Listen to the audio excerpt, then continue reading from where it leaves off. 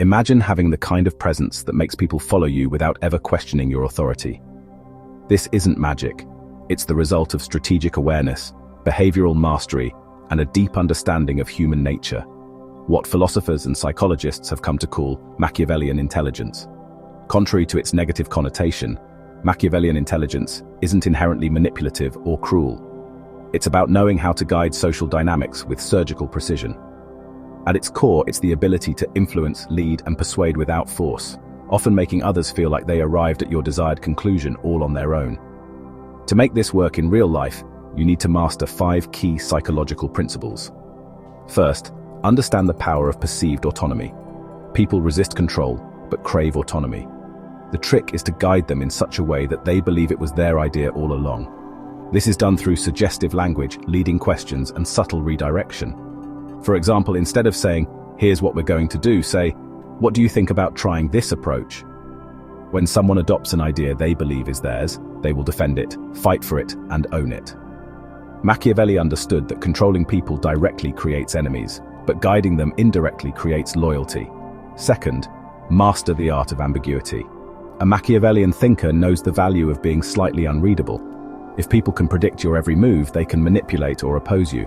But if they find you mysterious, never too reactive, never too obvious, they begin to project strength onto you. This psychological projection turns uncertainty into respect. Don't reveal your full thoughts. Let people draw their own conclusions about your strength, knowledge, or intentions. The moment you become entirely knowable, you lose psychological power. Third, leverage social proof. Human beings are wired to follow the crowd. If others trust you, respect you, or follow you, more people will do the same. Machiavellian intelligence understands that one loyal follower is a seed, but 2 or 3 are a movement. Create an image of influence by surrounding yourself with those who support your vision. Publicize wins, control narratives, and build alliances not just based on loyalty, but visibility. Once the perception of credibility is established, people will follow based on that alone. Fourth, be strategic with praise and criticism. A Machiavellian leader doesn't praise arbitrarily. Praise should reinforce behavior you want repeated. When you compliment someone, make it specific and tied to an action that benefited your mission. This creates a direct reward loop. On the flip side, criticism must be rare, but surgical. Do not shame. Shame leads to resentment. Instead, use disappointment. Make them feel they let themselves down, not just you. The goal is to shape behavior without creating enemies. Fifth, control your emotional expression.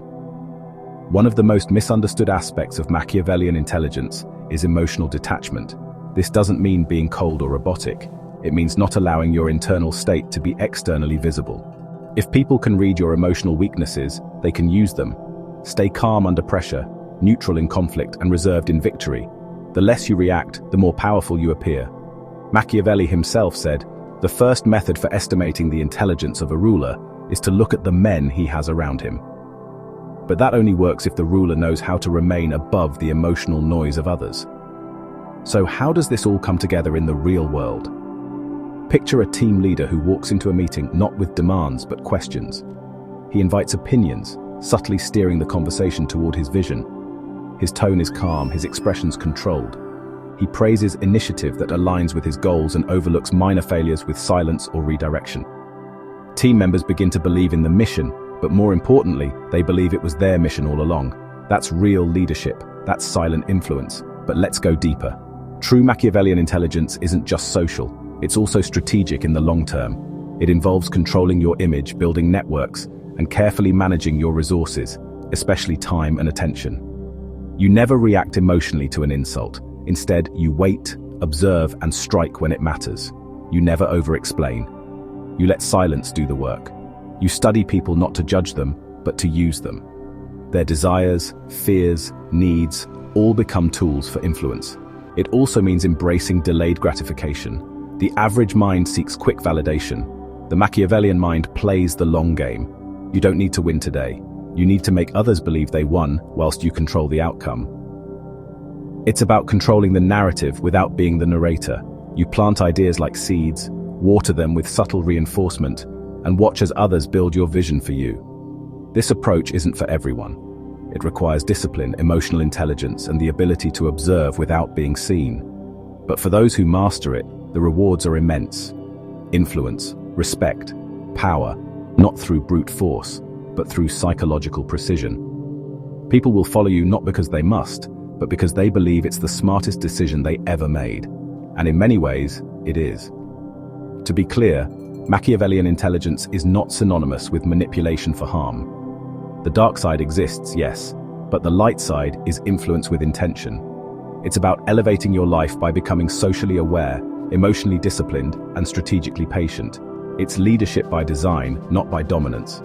So the next time you want someone to do something, ask yourself, am I pushing or am I pulling? Am I demanding or am I inviting? Am I forcing a reaction or creating an environment where the action becomes inevitable? That's the art. That's the mastery. That's Machiavellian intelligence.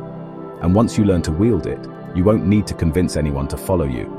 They'll do it because it feels like the right thing to do, not for you, for them. But in the end, it's exactly what you planned all along.